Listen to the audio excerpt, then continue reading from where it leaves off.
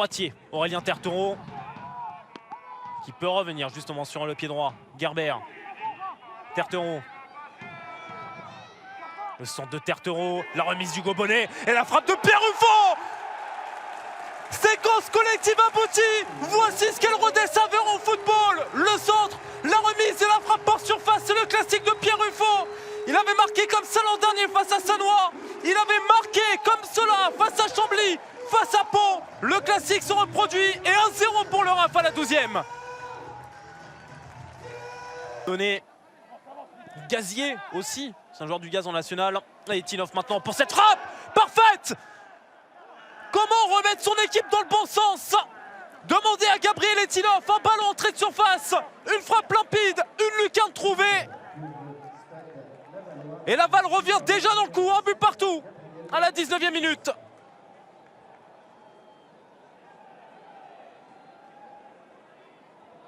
Neuvième corner du match, pardon, pour le RAF. Pierre Ruffo et la tête de Bardi.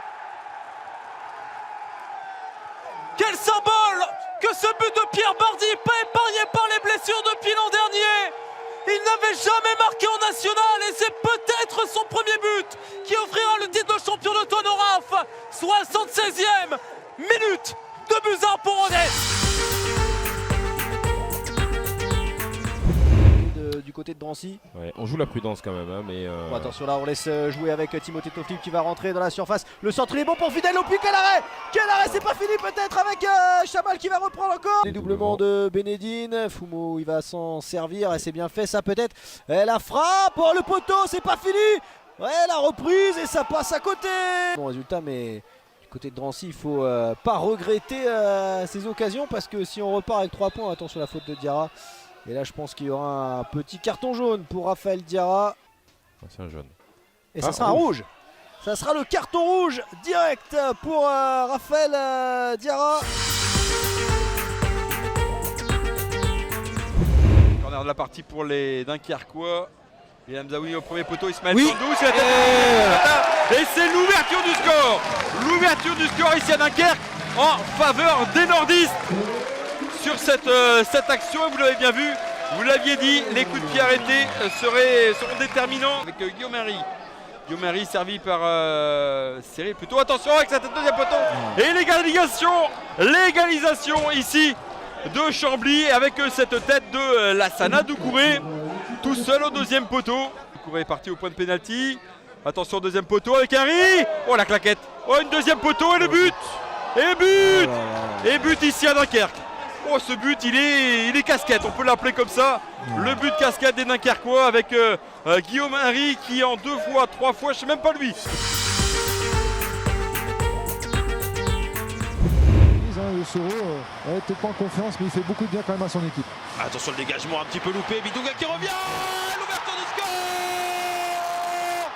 Le but pour le Mans FC signé Ryan Bidouga, c'est son premier match en national et c'est son premier but bien sûr. Il permet au Mans de mener 1-0 À ce niveau-là. Ouais. Et ben Vincent Créin qui est parti, Vincent Créin qui va éliminer le gardien et qui va aller inscrire le deuxième but. Le deuxième but pour le Mans FC signé Vincent Créin. C'est son 4e depuis le début de la saison. Il est de retour aujourd'hui après 1 mois et demi d'absence et le buteur Manceau qui s'en va pour aller permettre au Mans de devenir champion d'automne. Attention, ce centre qui peut trouver Peneur. Il était bien lancé. Ça peut être dangereux. La reprise, elle est belle, elle est cadrée. Allez, elle a retombé peut-être là pour Pau. Oui, une intention. Oh en gros, cette frappe de Blanche devant. Le centre est bon. La reprise est manquée. Pour une fois, elle était tout seul. Problème dans la récupération avec peut-être la frappe complètement dévissée mais qui va peut-être donner une seconde chance pour les joueurs. Choleté, le ballon à l'entrée de la surface de réparation qui a été décalé, le tir et le but, l'ouverture du score pour Cholet. L'ouverture du score suite à une frappe manquée à Maxime. Ouais, la belle interception de Pagerie pour l'instant qui fait le meilleur match. Et encore. De Pagerie, l'offre de Pagerie. Ali Madi qui marque. Pour Ali Madi. La 3e sera la bonne après 2 tentatives de Adrien Pagerie pour Céline Lembe. attention, le ballon qui revient sur Rocheteau. Magnifique. Oh là là là là là là là là là là là là.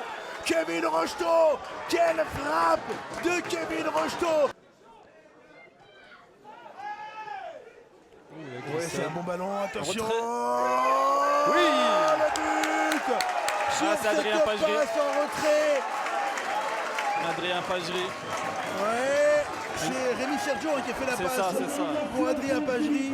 À domicile et essaye vraiment de gagner ce match. Et Ouais, attention Et peut-être voilà. avec la Et glissade voilà. qui plus est du gardien. Oh là là là là là là là là là là. C'est le 3e but pour Cholet. On l'avait dit il y a quelques secondes. Tout le monde peut venir marquer. Attention parce qu'il y a un peu de chambrage là.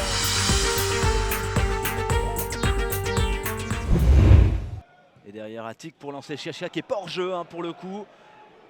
C'est Mendes, pardon. Le centre de Mendes.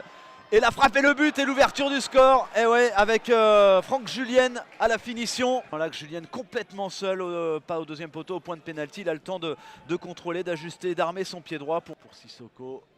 Ouais, qui va allonger trop vers Boupanza, quoique ça arrive dans les pieds de Boupanza qui est accroché. Et peut-être le pénalty derrière, ouais.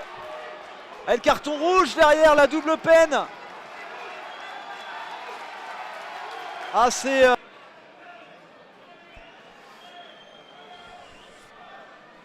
J'espère que ça va être le tournant du match. Maxime Hautebois, Mathias Pogba qui s'élance et c'est arrêté par Maxime Hautebois, ce gardien. Maxime Hautebois, pardon. Et derrière, ça continue. La main peut-être de Pogba. Non. Et là, superbe parade. Ensuite, de ce même Hautebois qui a littéralement coup sur coup sauvé sa formation.